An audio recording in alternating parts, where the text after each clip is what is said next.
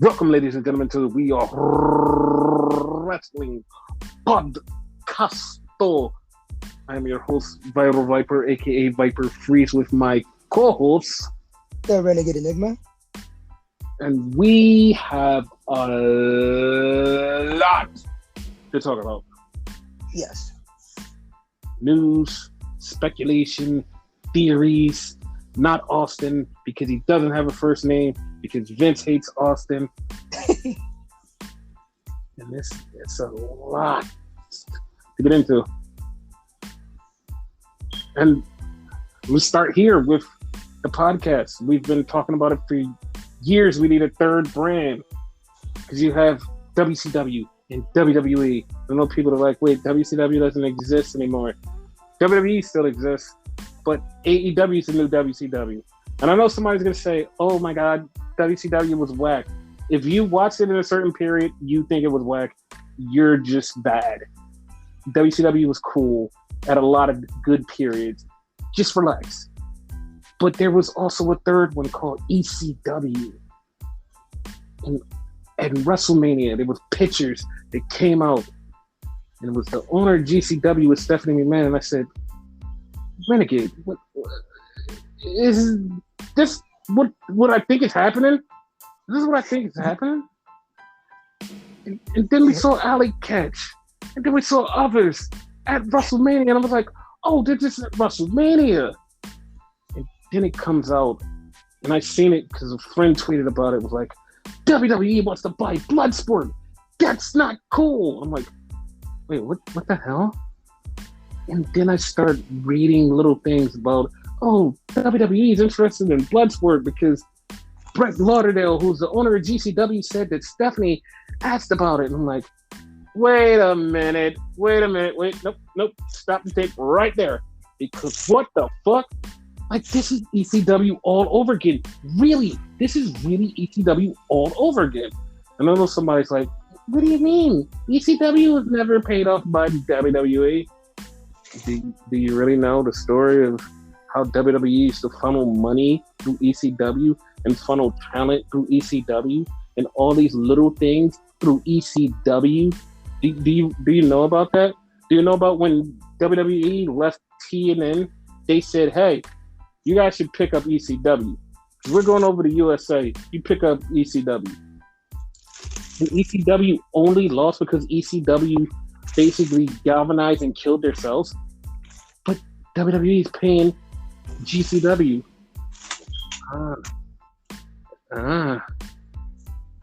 So they're ECW in like so many different levels, it's not even funny. Yes, and people were just so weirded out by this. And I'm like, no, this is just history repeating itself extremely well. Yes. I was actually mind blown because I'm like, holy shit, this is actually ECW all over again. And we're watching it in 4K. Oh my God. ECW was out. So I think we barely had any bid. So what do you think about this revelation of WWE could possibly start funneling money through GCW? It's a good thing. It was a good thing for ECW until they wanted to fuck it up. If they had the same contract, whatever, or what deal, handshake deal, whatever the thing was, it should be great for them because I don't think they're gonna make the same mistakes. You know? Yes. I'm all for it. I know some people are like, I'm not all for it. I don't get it. I'm like, you should get it and relax because things happen. Things happen and they happen for a reason. So just like relax. So that's one big news. And then there's huge news implicated. I'm not saying it's official, but implicated that the huge announcement that Tony Khan will be making is a super show between AEW and New Japan. How do you feel?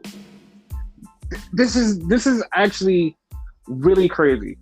Like, this is really crazy. The Super J-Cast were the ones who put this out and said, hey, this is happening and you guys need to listen out for it because it's going to happen. And these things are happening. And there was like, I seen so many people go like immediately. There was a bunch of people going, "Yeah, this is great. This is great. This is great." And then there's other people who are like, "I don't know if this is true. I have no idea if this is true. I feel like this is false. I feel like everything about this is wrong. I feel like this isn't happening." And I was like, okay, first off, the Super J Cast knows more about New Japan than 90% of anybody that's on the internet. And it's like, they know exactly what's going on. The last time they predicted something like this, they were spot on. They were spot on. And I know you're like, why'd you say spot on? Because they predicted the UK show that they were having months before it was even announced or even hinted at. They predicted it. And they was like, oh shit. So a lot of people was like, yeah, I don't know. These guys said it was going to be on a Thursday. They said this. I don't believe it. I don't believe it. And I was like, I totally believe it. And I pointed to one small specific thing that a lot of people overlook. Windy City Riots happened on Saturday. And the fucking head of New Japan flew from Japan just to watch this regular ass American New Japan show. Why would he do that? Why? Why would he fly for this one show? This one random show? And it's like, that doesn't seem right at all. It doesn't seem right at all. So because of that, it's making everybody go, wait, there may be some real smoke to this fire. And it's like, what the fuck? What, like, this may actually be happening. And I'm like, yeah, I said that when they said it was happening. I was like, it's happening. And the people were just like, oh, I don't know. Now they're like, oh my God, it could happen. It could happen. So what are your thoughts on the show? On like, what do you think about this concept and idea? I think it's awesome. I mean, like, the little bit I know about New Japan and whatever, I know bare minimum, like, it's going to do great for AEW. You would think, I mean, the majority AEW do great for New Japan, but no, this is helping AEW. Yes. And I'm excited. Mm-hmm. And then, like, we just had Windy City Riots, which I'm going to run down, like, some of the results there. It's like, this is great. And a lot. Okay, so full disclosure, I don't watch New Japan Strong every week, and I know people are like, wait, but you're a hardcore New Japan fan. Here's the thing why I don't watch Strong every week. Strong is the American-based New Japan system. And I don't watch it because I'm like, okay, none of this is tying to the big overall arching story. These are just stories here, and it's contained. They do have good matches. They do have good stories here, but it's not contained to the overall New Japan story. And it's like, well, I mean, who cares? And like I said, I do watch some of the matches. The matches I see and be like, oh shit, this is gonna be a great match. I'll watch. And that's mainly what ties New Japan Strong to the American New Japan scene. And I'm like, okay, yeah, well. But this one was like, they're bringing over some Japanese guys and things are happening. Like the Great Empire, which is Great O'Karn, Jeff Cobb, Aaron Hanari. They teamed up with the American side of it, which is fucking TJP and Aussie Open. I know, like, the guys are like, wait, Aussie Open isn't American. They were here. They haven't been to Japan yet. And they fought the Bullet Club, which was the Good Brothers, Hikuleo, Chris Bay, El Fantasmo, and the Triple OG legend himself, Scott Norton, on the Bullet Club. Oh, shit. Yes. And it fucked me up when the Good Brothers was like, he's now a member of the Bullet Club. I'm like, he started the Bullet Club. He was NWO 2000. What do you mean? Not even. He was black and white. Dude, but no, in Japan, when Masahiro Chono started the New Japan version of the NWO, he was part of that. He was part of that original faction that started over there as that NWO. So he was there at that time, was like, hey, I'm this version. And even with like fake Sting was over there. And he started it, and it was a big click thing. So it's like, this dude is from the original in American version, the original Japanese version. He was the original of all of it. Like, them saying like, yeah, he's part of it. Like, I was like, dude, he is Bullet Club. Like, you can't have him without Bullet Club. Like, what the fuck? There would be no Bullet Club if it wasn't for people like him. Yes. Like, that fucked me up. I was like, what the fuck?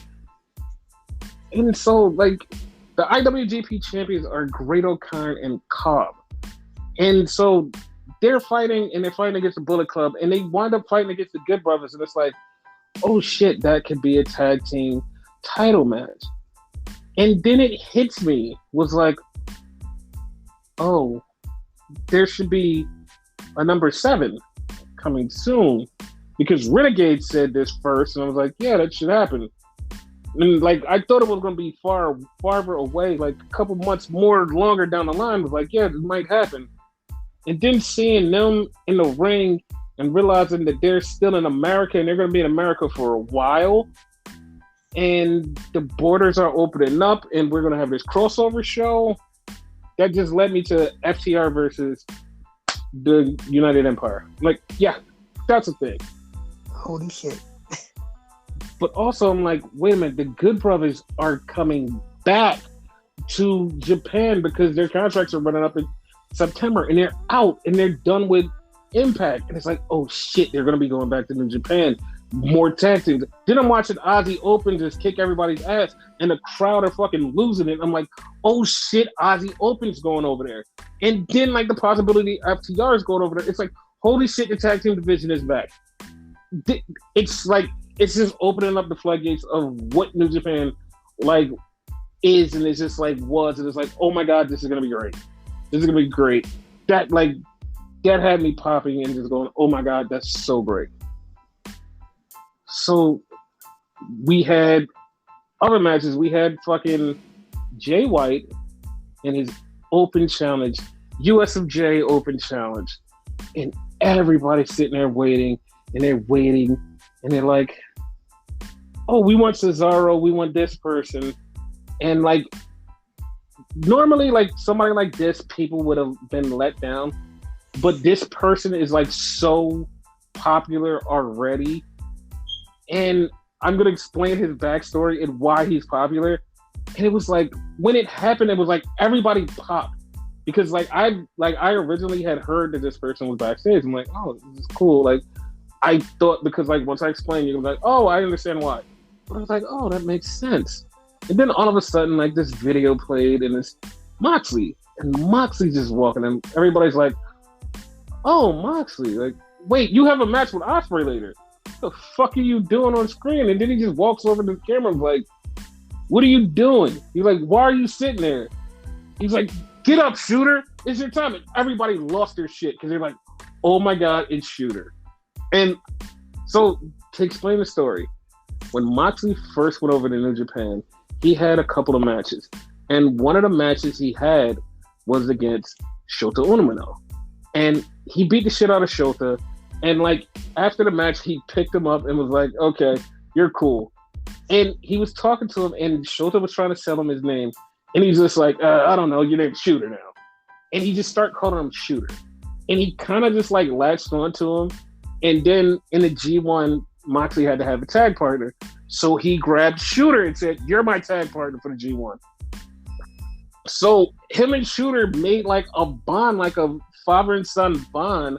And it was just unbreakable. And everybody loved it because it was so comical and so funny. And everybody was like, oh, this is so cute. This is dope. And we loved Shota Umino. And Shota Umino, when he left to go on excursion, Moxley gave him a jacket and said, okay, go on the world and come back stronger.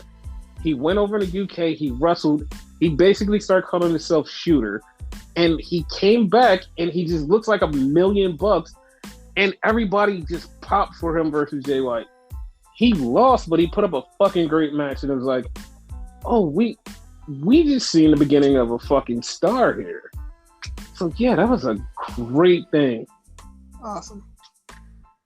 Then we had Ishii versus Suzuki. Of course, they had a fucking great match, and I was thinking, oh, since Suzuki lost to like Samoa Joe, he's gonna lose to Ishii. But Ishii won. Ishii hit him with the brainbuster, 1, 2, 3, pin Suzuki. I'm like, oh shit, he actually beat him. So Ishii's standing there and he's just and like getting himself together because like they beat the living shit out of each other. So he's trying to get himself together. Then all of a sudden, music hits. Fucking Eddie Kingston comes out and was like, yo, me and you, DC, let's go. I was like, oh. Because May 15th, like, New Japan has another show called Capital Carnage, and it's going to be Eddie Kingston versus Ishii. I'm like, okay, well, I'm down for that. Fucking down for that. And then we got the main event, and it made everybody nostalgic for this because Ospreay comes out with his whole United Empire, and Ospreay standing there.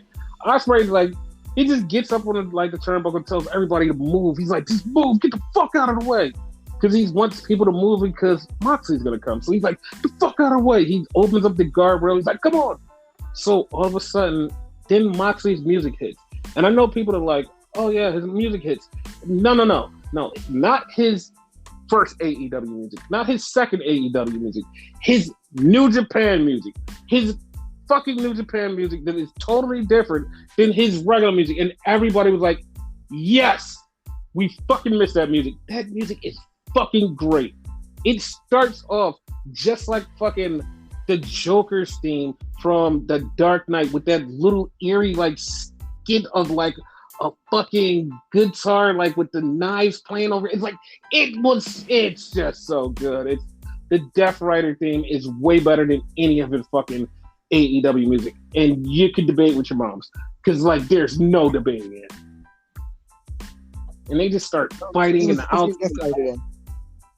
Yes, he was totally Death Rider. They were fighting outside. They were beating each other's ass. They had such a fucking great match. Moxley in the match, he did the fucking curb stomp. Just curb stomp the shit, and everybody was like, "Wait, you did a curb stomp? What the fuck?" It was like, well, it's a shout out to Rollins. And they busted each other open. They're fucking bleeding. And Moxley chokes out fucking Ospreay, and the ref waves it off. And everybody, like, it just, like, it would be a flat finish to, like, anybody, because it's like, what the fuck? Like, you didn't even wait. And, like, everybody's like, what the fuck?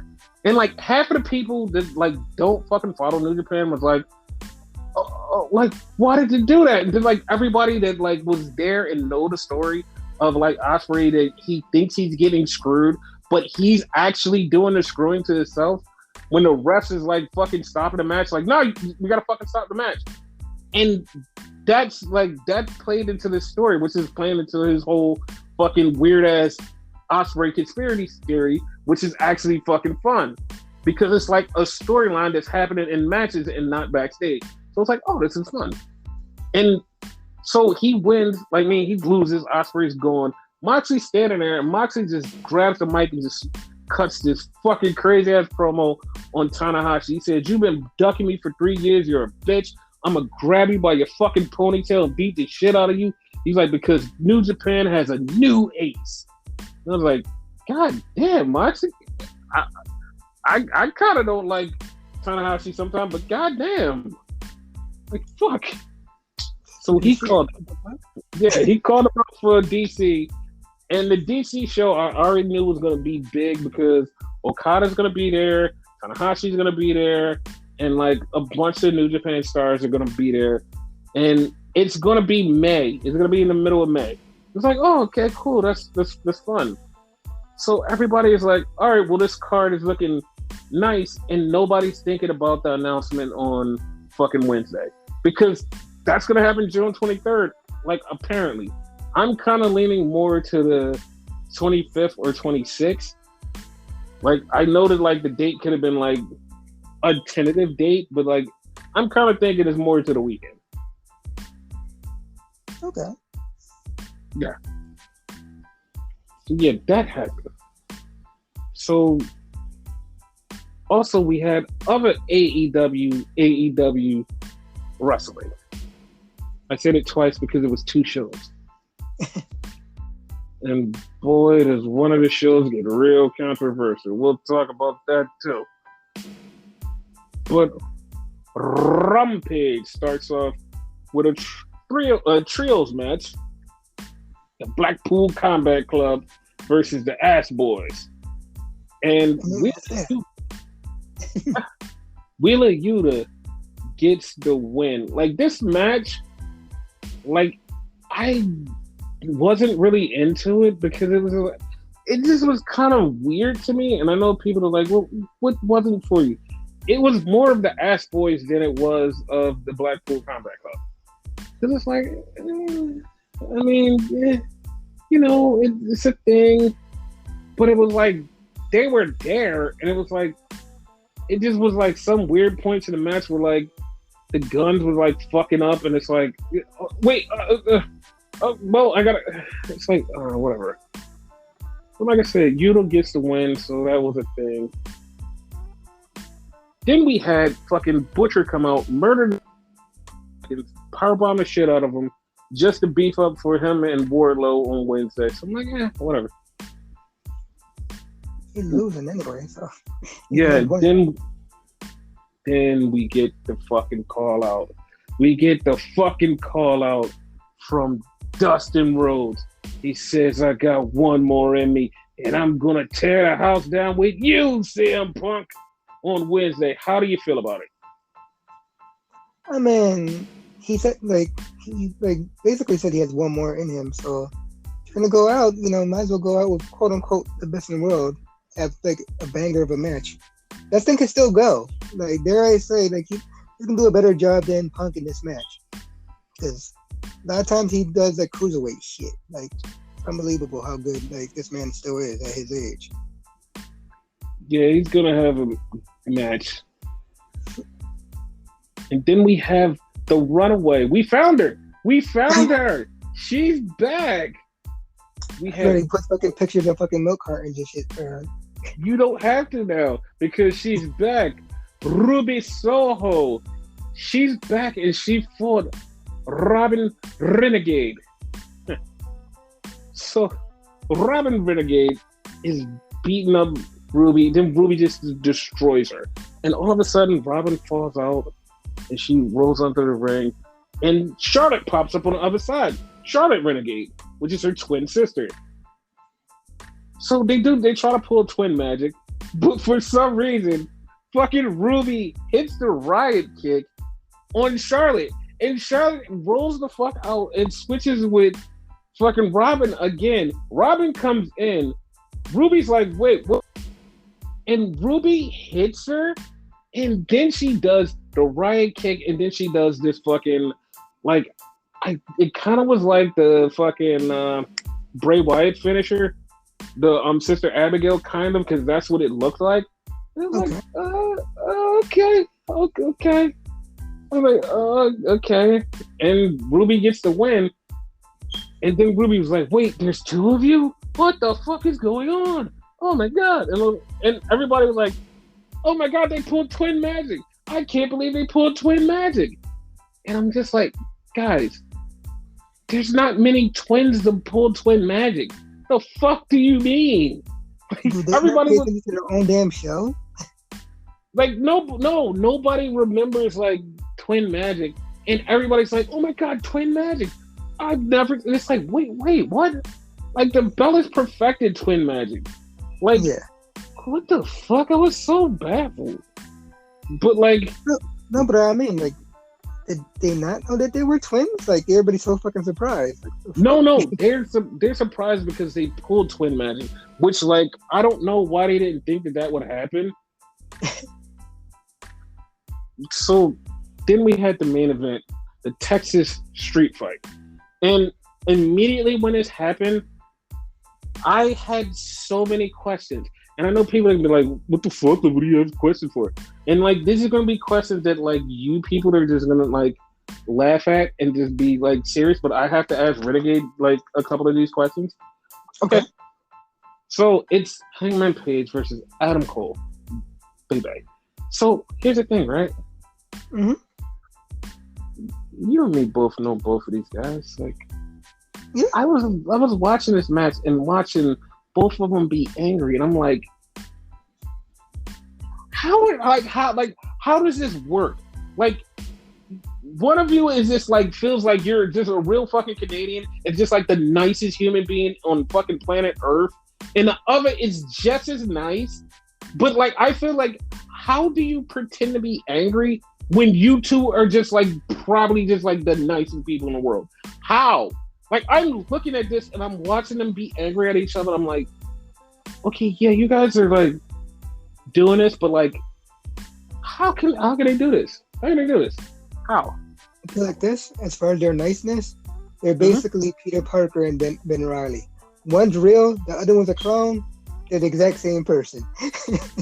Yes.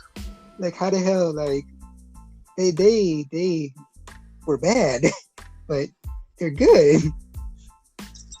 Yes. And then, like, it brought me to another thought. Was like, I wonder, have they actually ever been angry in real life? Like, have either one of them ever been angry?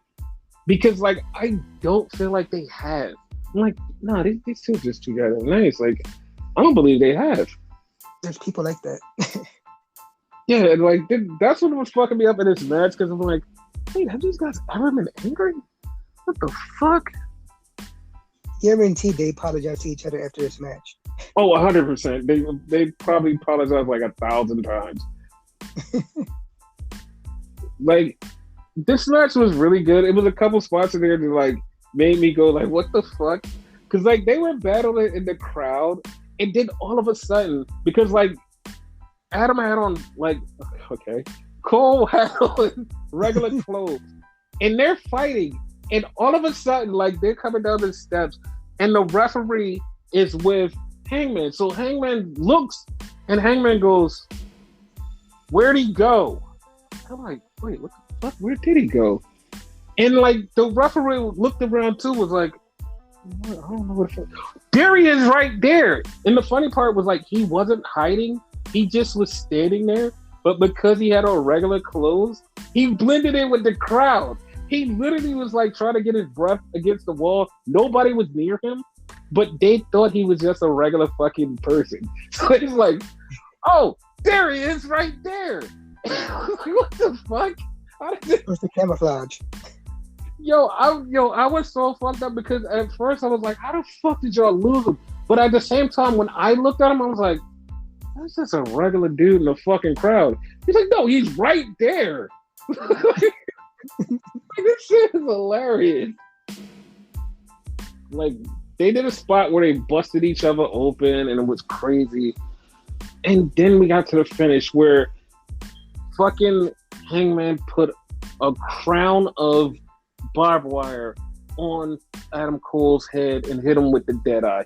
And Adam Cole didn't get up, and Hangman kept the title.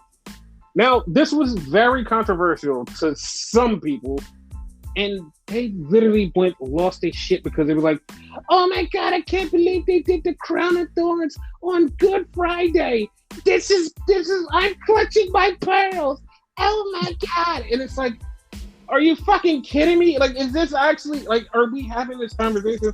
Like, are we having this, like, religious conversation? And they're like, I can't believe they would do this. They're mocking my religion. Oh my God. I'm like, you guys have lost your fucking shit. Like, you guys have lost your fucking shit. And it was funny because it was like, it wasn't just like the WWE people. It was like the fucking AEW people were doing the same thing. I'm like, are you fucking kidding me? Like, religion isn't real. It's a fucking made up construct. Why are you guys like this? And it's like, oh my God, I can't believe he did this. And then like the AEW Super Defenders came out and they were like, we're here to defend. And it's like, yeah, you don't have to because no one's actually taking it serious. And they're like, well, Hell in the Cell is on a Sunday. That's blasphemy. To fucking who? Who the fuck is it blasphemy to? The fuck are you talking about? Like, that's some of the dumbest shit. It's like, Like, I understand, like, I wanted that person to hand me a Coke because they were stretching so far. I was like, yo, if you're stretching that far, can you hand me a Coke? Like, for real. Because, like, what the fuck? Like, are you serious? Like, that's the defense you go to? Like, it was so many other things you could have said. Like, you could have said Vince wrestling God. What the fuck? Like, the things you jump to. Hell in the Cell on a Sunday. The fuck does that have to do with anything? Religion is a... Dude, religion is a fucking construct. And people are so idiotic to fucking just die on these hills. Like, I know it's going to offend some people out there. Like, oh, you can't say that. No, it's a fucking construct. It's made up to make wars and fuck with people. And everybody is dying on these fucking hills for religion. Religion's not real. Like, it's just a made up bullshit. And I know somebody's like, oh, are you an atheist? I'm not an atheist. I do believe in God. I believe in creation. I believe in science, too. Two things can be correct at the same time. I just do not believe in religion. It's bullshit.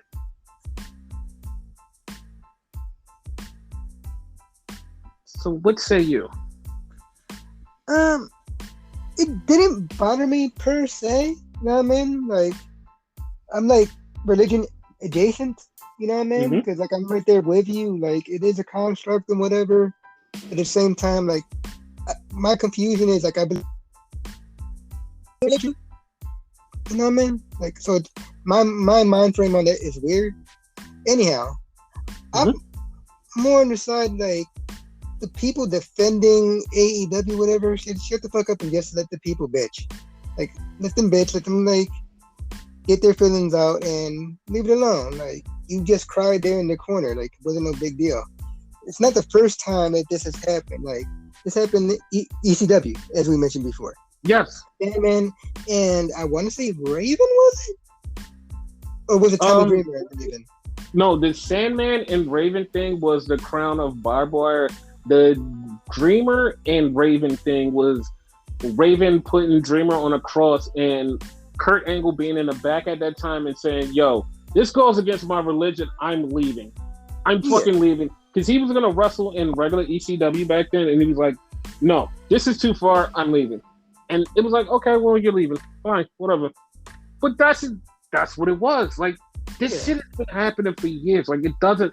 Like, when I was religious, it didn't offend me.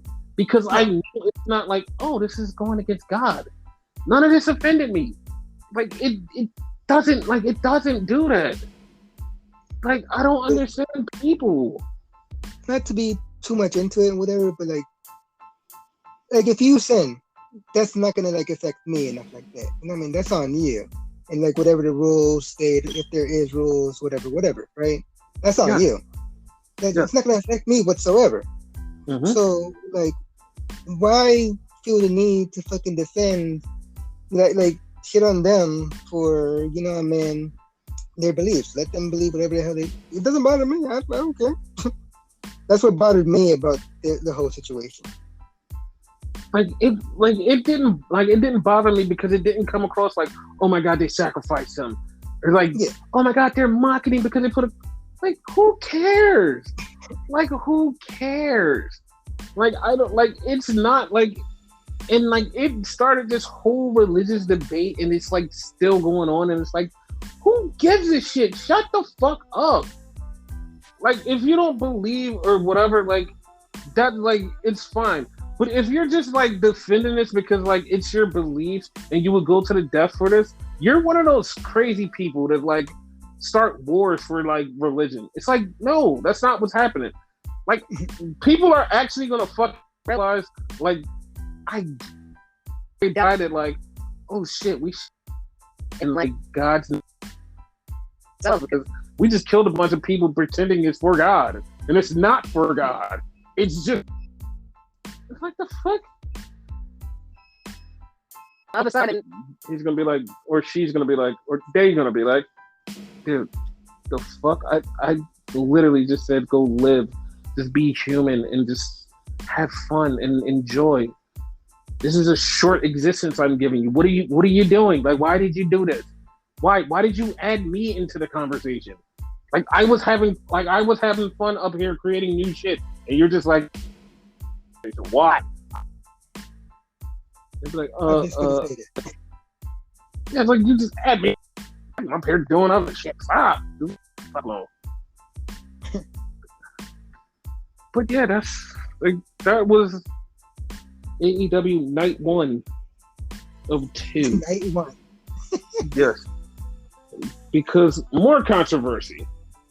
Because Battle of the Belts opened with Sammy Guevara versus Scorpio Sky. They had a match. Sammy winds up winning by cheating. Here's where the controversy comes in. Everybody hates Sammy. And like, this is something I hate about cancel culture, but it's like, it gets on my nerves because they always dig up shit. But when they pulled this up, it made me go, okay, wait a minute. There's more to this story, right?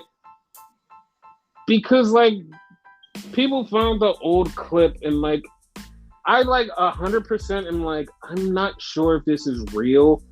Like, but at the same time, I'm like, this might be real. And if this is real, there's a problem here. Like, there's a problem here. Because, like, he said something about rape before, and he said it again. Sorry, trigger warning. Like, he said something about raping Monty Saunders. And I'm like, dude, like, if this is true, like, if this is fucking true and it's real, this is the second case of him making a rape joke. This isn't like the one time was like, okay, we understand he made a joke, he growed from it. You made multiple jokes? This seems like a problem. Even though you went to quote unquote sensitivity training, there's still a problem here. It's like, you're kind of problematic, pal. Like, I know people are probably like, oh, well, you know, he was younger and he made those. It's like, okay, let's dig into that and go, oh, he was younger, he made those jokes, blah, blah, blah. Like, you didn't just go like, oh, I might have fucked up and did some more shit and like, guys, I'm sorry for all of it. Or just like, no, I'm just sorry for that case. And then like you have another case and like, oh, I'm sorry for that case too. I have another case. Oh, I'm sorry for that case too. And it's like, well, where does it end? Like, that's the thing that's kind of weirding me out. It's like, well, where does it end? Like, I understand you were younger, but like, how many of these did you say? Like, once it had been like, okay, forgiven, like, move on, because it was just a one shot. It just happened at one time. Like, you have multiple, and it's like, you can't excuse that. Like, you were just out there wilding. It was like, that's not acceptable. I feel you. Thoughts? No, like, you basically said it all and whatever. Like, granted, like they said, he might be young or whatever, but he's a repeat offender. At a certain point, you gotta like as you said, you gotta kind of like apologize for everything, not just the one thing. Like, oh, I fucked up here, I fucked up there. You know what I mean? You only apologize when it comes out. Yes, like, that's not cool. Like, that's a problem, and like the fans have already turned on him already, and then like this, and like that's another thing about cancel culture is like they dug this up to like target Sammy. They're like, oh, we're digging this up. And to be honest, it's like, you shouldn't have this much stuff to dig up. Like, if I dug up that one thing, that's fine. You found that one thing. All right, cool. You keep digging this up. Like fucking Jay Briscoe. He said one thing. He got caught for one thing. I know there's multiple things. Like, we're not going to get into that. But he said one thing about transphobia. And it's like, okay, we have you on this one thing. You're here accountable for this one thing. We're charging you with transphobia now. And they yell at them, and that's fine. That's fine. He apologized, and I'm like, all right, maybe he grow out of it. Fine. Like I said, fine. The Confederate flag shit, like, y'all have never even tried to apologize for that shit. So we're just gonna write y'all the fuck off. But like, yeah, the same. Don't even bother. Yeah. And like the Sammy shit is like, kid, like, I know that, like, I can't even say, like, back in the day, it was like Wild Wild West where you say whatever the fuck you want to say, but it's like, you're getting caught with a lot of shit on you, and it's like, people can't keep defending you, and it's going to be to the point where somebody's going to be like, well, you know what, like, we're going to have to do something, and they're probably going to, like, actually chastise them in a really horrible way, and be like, oh, we have to chastise them. And it's like, dog, like, you're doing this to yourself. Like, if you know that you had done other shit, go out there on the defense. I apologize for this, and this. I've done it. I'm sorry. I was younger. I'm growing up. I'm sorry it happened. This is what I'm apologizing for. People would kind of go, okay, well, he apologized for all of that. You apologize for one thing, like, oh, I'm sorry I got caught for this. Then again, oh, I'm sorry I got caught for that one too. How much shit did you do, pal? Like, that's the problem. Because, like, you clear up, like, if you clear up one thing and then more pops up, it's like, how much shit did you do? It's sad. Did you notice the way you worded it, though, as you were speaking? I'm sorry I got caught for this. Not I'm sorry for what I did it. I'm sorry I got caught for it. Yeah. He may verbally say, I'm sorry I did it, but it's coming across as, like, I'm sorry I got caught. Right. And, like, I do know that there are shit posters. There are people out there that they used to be shit posters and used to say whatever the fuck they want out of their mouth, all the wildest shit out of their mouth, any fucking thing they want. And I know that they said it before the culture changed. And they realized that they said it and be like, yo, I said some wild shit when I was a fucking teenager. I'm like, oh yeah, well, okay, cool. Like, and people, like, they apologize for it. Like, oh, okay. Well, we understand that you were young and now you're grown. You feel this way, whatever. Like, Sammy's, like, in his 20s. He's in his early 20s. And it's like, I don't know. I don't know what to say. Like, I honestly don't know what to say. Like, you can't kind of shoot you no bail on that one. It's like, I don't know what to say. Can't be like he's a kid and all that, because he is a kid, but at the same time, like, you gotta grow. Like, you're a public figure. Yeah. And I know somebody's gonna be like, well, he was thrusted in this thing, and it's like, I mean, you could go with this, oh, he was thrusted into the stardom or whatever, but, like, you know that you want to be this. Your background has to be cleared up before you can get into this. Like, there's a lot of people who have shit that comes out and they be like, oh, what the fuck? Like, that happened? Like, the fucking Nash Carter. Like, his shit came out and you're like, oh, shit, well, it sucks to be you, pal. And you see what happened with him. So. Mm-hmm.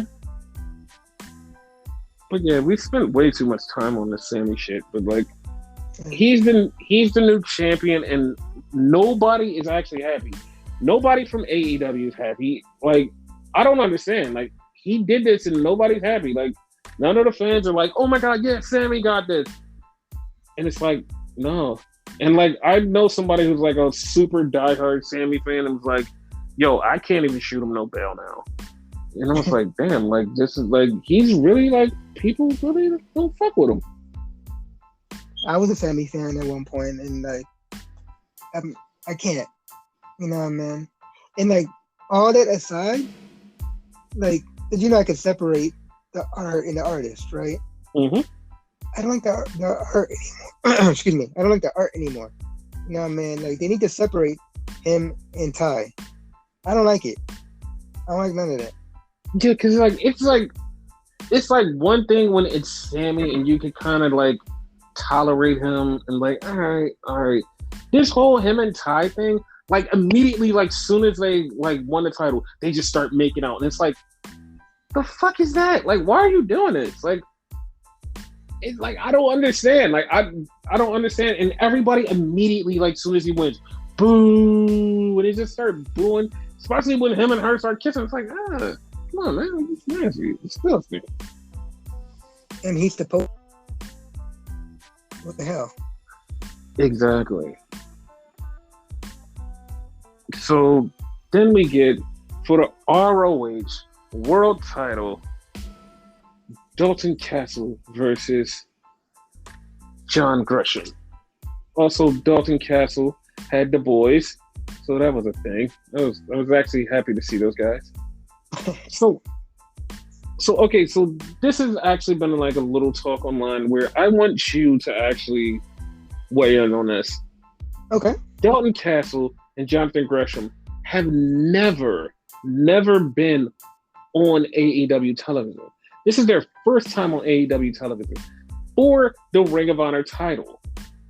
Do you think that AEW should have built this up and said, hey, these guys, this is who Dalton Castle is. This is who Jonathan Gresham is.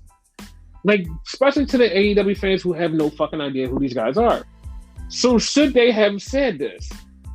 Like, 100%. Because, like, I know them because I've watched them for years, and it's like, okay, yeah, I'm glad that they're here. So it's like no adjustment to me. This match was literally just thrown on a card. It happened, and it's like, why? Like, why?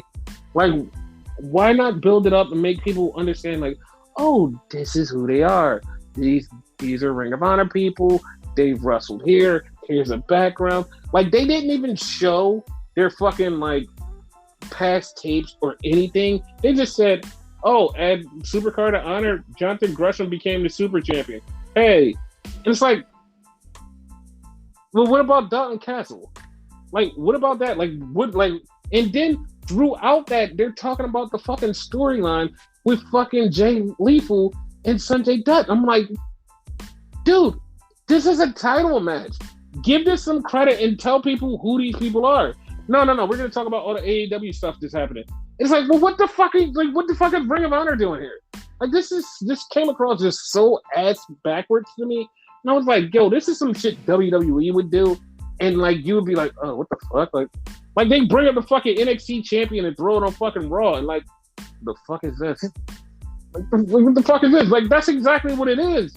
And it's like, This is a company that's supposed to like give us the benefit of the doubt because we're smart. And it's like, okay, guys, this is who this person is. This is who this person is. Look, here's a little backstory on this. There's a little backstory on this. And it's like, nah, it was none of that. Because I have a friend who like only watches AEW, and he was like, dude, I have no idea who the fuck these guys are, but like that Jonathan Gresham guy was like kind of cool. And I'm like, yeah, but like you've never watched Ring of Honor? No, I never watched it. I'm like, oh, well, that's weird. But yeah, like that's like it felt weird to me because it's like we should have had like a little bit of a backstory there. Yeah, like Dalton Castle, the former champion. I want to say, I know obviously world champion, but television champion too, also. I don't remember. I don't think he did. I think he just won the world title. Oh, okay. Like these two guys, like they're stars. Even if you don't know who they are, like they have that aura. Like they treat them better. I feel like they treated this like they treated Impact with their deal and all that. And like in some level worse because Tony Khan actually owns this shit. So why treat it so poorly? You know? And this shit, like it made me mad because like they had a great match, and so Gresham is signed to an AEW / Ring of Honor deal. Fine. And it kind of messed me up because I'm like, well, sign Dalton Castle. Because a couple years ago, Dalton Castle was supposed to come to WWE. Dalton Castle was really like he did a little quick 5 seconds in New Japan a couple times. So it was like, I wanted Dalton Castle to like actually be signed to AEW. He would be a fucking star here. Like, even though his back is still fucked up, but he would be a great star here. People would get into him and they would love fucking Dalton Castle. And I'm like, they should have did more for these guys.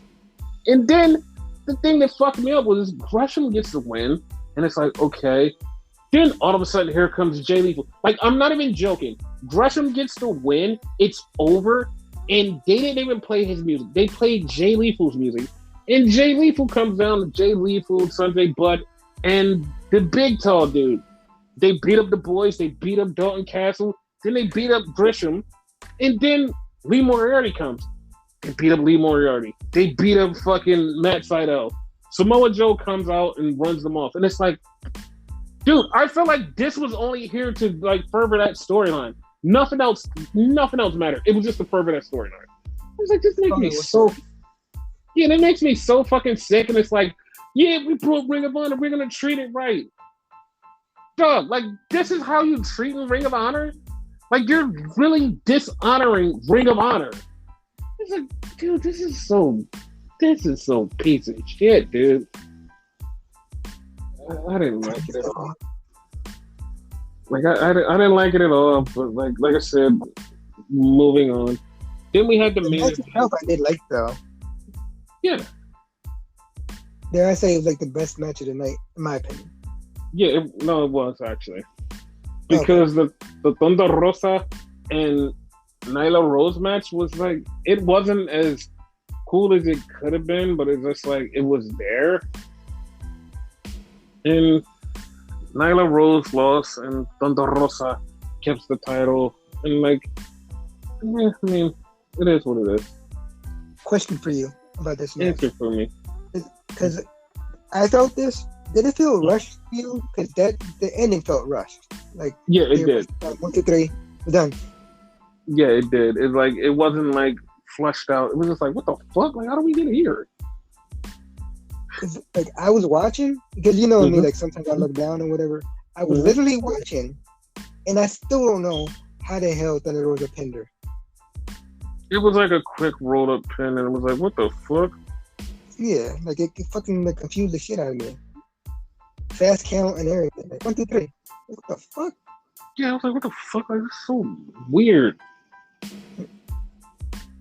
But like it happened, so I was like, oh, whatever. So did that mean Grisham and them went over then? Could that be a possibility? No, I don't even think it went over because like the funny part was like I was actually like tracking the time. I was like, yo, is this gonna go long? Is this gonna go long? And it didn't go long. And it was like because like it had literally 10 seconds to go before the show went off the air, and it was like 1, 2, 3. I'm like, okay, I guess okay. Like I don't know. And here's like the dirty secret behind this. Mm-hmm. This was all taped. Like this was all fucking taped. This was taped the same day as Rampage. It all got taped at the same fucking time. Dark was taped the same time. This was taped at the same time. It was all taped the day before. So you should have been able to edit it down to have extra time and everybody get their shit in. But it felt rushed. And I was like, what the fuck?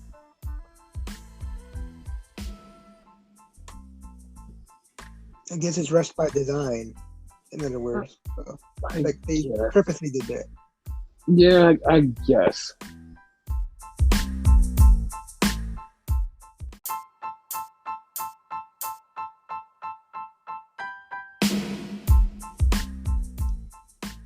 So then we go to SmackDown.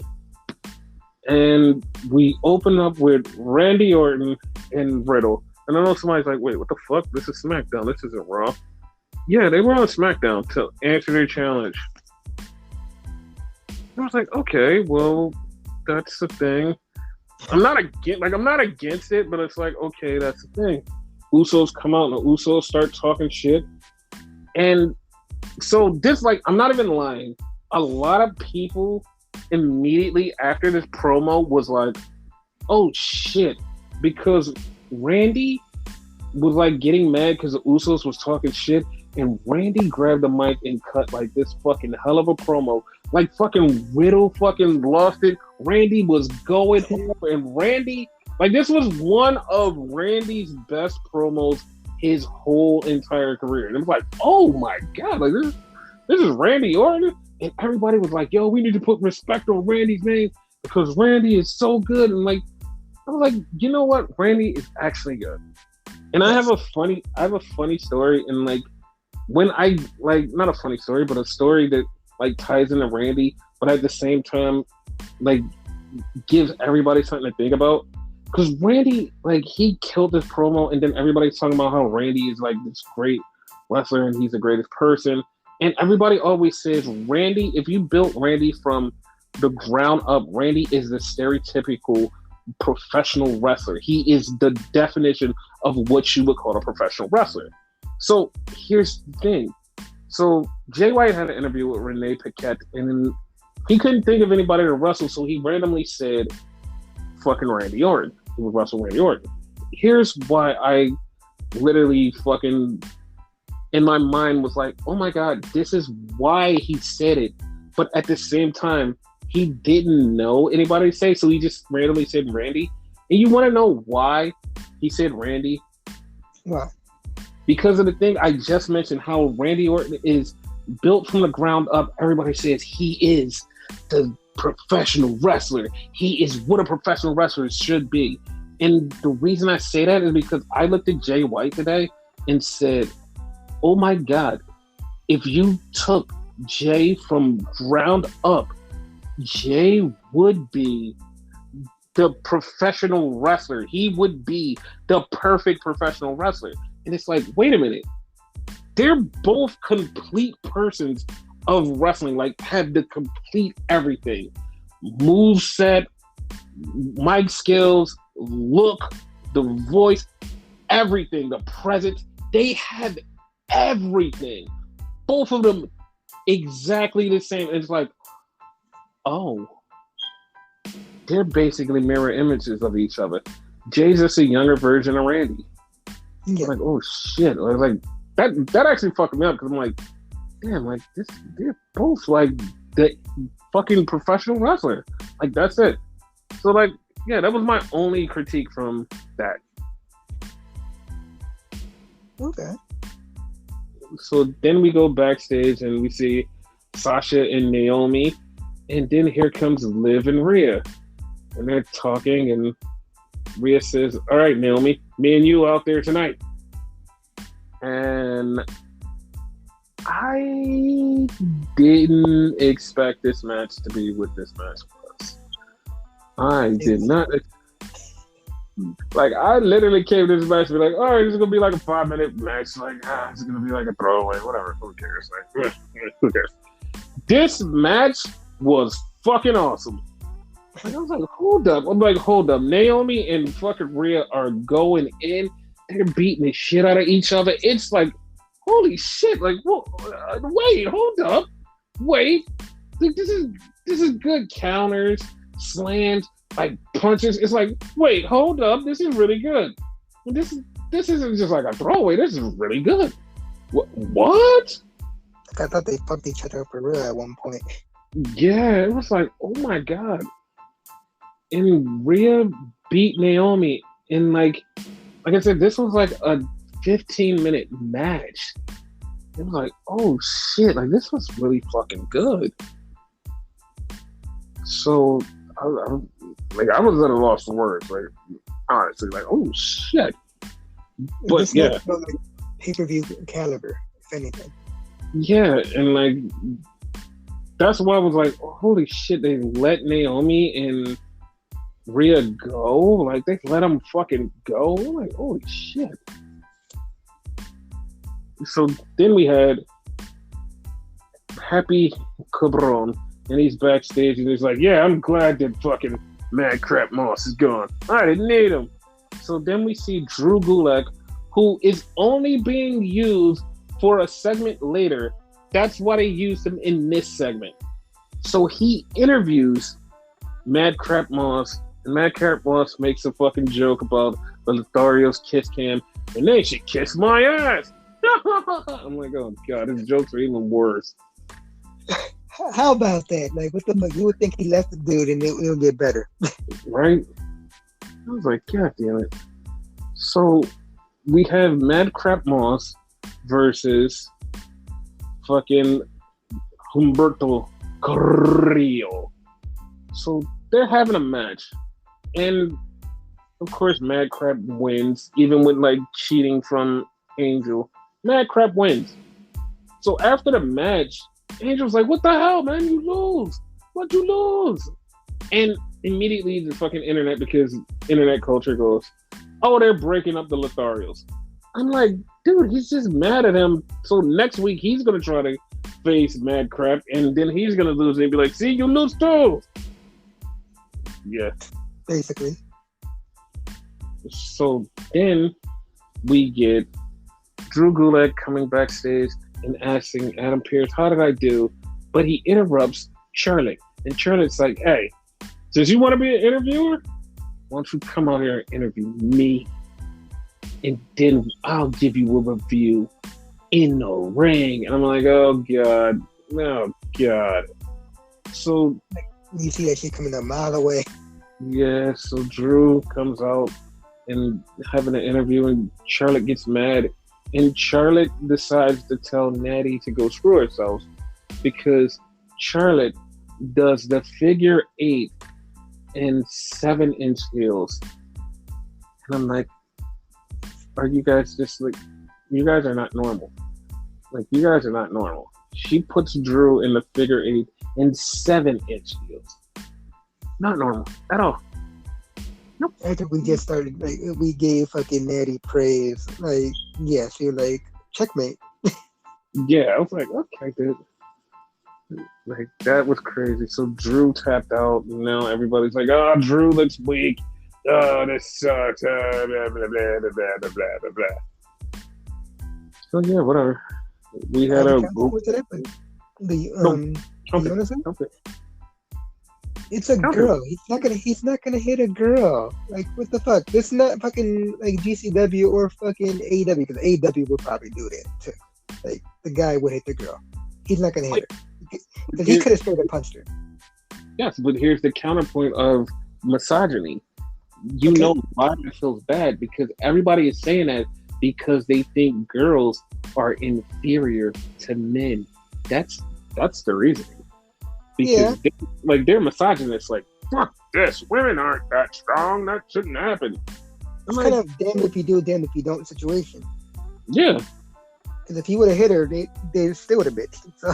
Exactly. It was a bitch either way. So it was like, fuck it. He should have hit her. He should have hit her. Then it's like, no, he's a weakling. It's like, all right, just shut the fuck up. It's like, it's wrestling and fucking, it's WWE. You guys don't even like WWE. Shut the fuck up. It doesn't matter.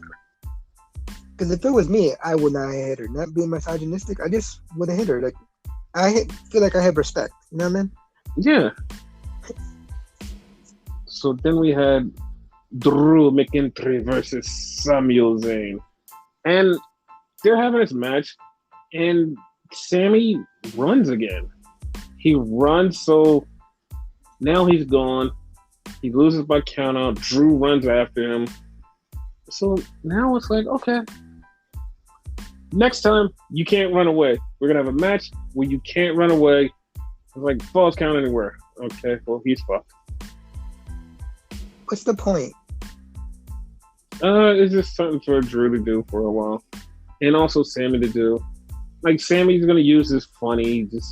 It's nothing. This is a throwaway. To be honest with you, right? Mm-hmm. Sammy, like, in my mind, has to win for this to be useful. Otherwise, like, it's 3 matches, and you could have done something totally different with both guys. You know what I mean? Yeah, but I just see it as a fucking time waster. It's like nothing's really happening. Yeah, like, that's exactly what it is. I 100% know Sammy's gonna lose. So, because they're building Drew up for, like, Roman eventually. So, like, who cares? Yep. So then we had Ricochet versus Jinder Mahal. And Ricochet continues to show everybody, I can be really good in WWE system and get over. And everybody's like, oh, wow, Ricochet's actually really cool. So yeah, I'm enjoying that part. Yeah. So then we had a dumb backstage segment with the Belfast Boys, or whatever the fuck they want to call themselves, which is Ridge Holland, Sheamus, and Butch. And so they're talking, and all of a sudden, Butch just disappears. Where the fuck did Butch go? So, yeah. So then we have fucking Xavier Woods and Kofi Kingston signing autographs, and Xavier's wearing a Drew Gulak shirt, and all of a sudden, Butch jumps over the table and just jumps right in fucking Xavier Woods, starts beating his ass, and they start fighting, and they start going, they beating the shit out of him, and then they have to, like, pull him back and go, okay, we got Butch. And, like, he beat the shit out of both on the New Day. So I'm like, okay, what the fuck? On his own. Yes. So then we had a Lacey Evans promo, and she told about her whole entire upbringing. Which, if you like listen to her, you like, okay, you know about it. So I was like, okay, well, that's the thing, which is making her like this nice girl. So then we get backstage and we see Shayna Baszler and Natalia. And Natalia's like, all of these new people, like, they need to get some respect. And then Raquel Rodriguez stands up and says, hey, nice to meet you. And Natty goes, and then she leaves. Like, what the fuck? Are they trying to make Raquel like a goody-goody type? That's what it seems. Right now, yes. Like, we'll get her character fleshed out later on, but like right now, that's what it seems. Oh, okay. So, I was thinking, because I know that Charlotte is going to lose to Ronda Rousey, and I'm thinking like Shayna Baszler is like the perfect next opponent for Ronda Rousey. And it's funny because somebody asked Shayna online, and she's like, yeah, she's down, I'm down. Like, well, here we go. It's on. That's gonna be a good match. Yep. So then we had Riddle versus Jey Uso. And during this, we had fucking Pat McAfee mention Young Rock. It's like, oh shit. So the Usos lost to Matt Riddle. It's like, all right, cool, that's over. But they're gonna have a tag team unification match at the pay-per-view. And that was a fucking show. There was no Roman on the show. Yeah, they did. There was no Roman on the show, so I mean, yeah. There was people bitching about that too. It was like, oh my god, where's Roman? Roman should be on the show. Why is he not on the show? I'm like, what do you mean? Like, he wasn't there. It's fine. I was just about to ask you that. Like, was he there? Because they kind of like pretended like he was there. So, like from what I know, he wasn't there. I'm like, okay, he wasn't there. Like, who cares? Like, and I know people are like, well, he was there. Like, it should be a thing. It's like, dude, if he's there every week, somebody's gonna be like, oh, he's overexposed. Like, he should only come out sometime. And it's like, it's damned if you do, damned if you don't. But it's like, come on, guys. Like, just relax. Yeah. But you know who was there after the show? Who was there? Oh my God, it's Cody Rhodes. He was doing a dark match. And I've noticed something about, oh my God, Cody Rhodes. Okay. Like, oh my God, Cody Rhodes have been like a super face. And I mean a super face where everybody's like, oh my God, he's so cool. Like, he's getting so many cheers, they're buying so much merch. It's like, oh, okay. Wait, there you go, here. Yeah. And somebody else was there, and like, I can't believe people were like really fucking weirded out by this. And like, because like just hearing this out loud, people are so stupid, they just go, that makes no sense. It's so stupid. Why was he with Mace? Because LA Knight managed Mace in a dark match. And everybody goes, why was he with Mace? That doesn't make any sense. Him and Mace have nothing in common. And it's like, okay, you didn't see the pictures because Mace is in a suit and LA Knight is in a suit. And it's like, that's how they start out. And it's like, dude, they changed Mace's gimmick. Like, people are just like being really ridiculous. Like, oh my God, him and Mace, that doesn't make any sense. Dude, they changed his gimmick. Like, what do you want? Like, it's not the same bullshit. He changed his gimmick. Apparently, Mace is like a model now or something. Like, they actually had footage. He has a whole new entrance, and like he kind of dances to the ring, a la like Reggie, something similar to Reggie. Yeah. Yeah. And I think he dyed his hair and all that. Like, he looks completely different. Like, I seen a fucking cam video, phone video. So like, couldn't get a good look at him, but yeah, it's a different gimmick. So they gotta relax. You see, that's what I'm talking about. People just automatically go, no, this is. It's like, no, dude. Like it's totally different. It's Did we totally forget different. he had a gimmick before this? Before the fucking what was it? Retribution. Yeah, nobody does remember that. Nobody remembers it at all. He was a regular person, so. Mm-hmm. But everybody always bitches about something that like has no merit about bitching about. That's the funny part. It's like they're changing his gimmick and like it doesn't even matter. It's like not the same person. They're like, no, we're gonna bitch about it. I'm like, okay, there's more important things to bitch about except for that. But whatever. Yeah. I mean, that's a thing, but yeah, I'm really thoroughly looking forward to AEW, especially because of the announcement. So yeah, I'm really looking forward to that. Because if it's not that, then whatever it is has to be huge. And if it's not, I'm never trusting Tony Khan again. And which I actually applaud him for actually getting on Busted Open Radio and going, yo, that was my bad. That whole Sandam Singh thing, my bad. I totally fucked up. Listen, if I was going to do that, I should have just did it without turning out the lights and he just should have popped up. That's my fault. I fucked up. I fucked up big time. I'm sorry, guys. Next time, it won't happen. I'll make sure it'll be somebody that you like. I fucked up. He just kept saying, I fucked up. And I'm like, well, at least he owns it. At least he fucking owned it. It don't even gotta be someone we like. It could be someone we hate, but as long as we know a fucking person. Because it's like, yeah, what the fuck are you? Yeah, because like that's what I mean. Like he owned it. He was like, yeah, I fucked up, guys. I fucked up. I'm sorry. Yeah. So yeah, that's anything else you got to say? No, sir. Okay, we'll be back at our regularly scheduled podcast time next week.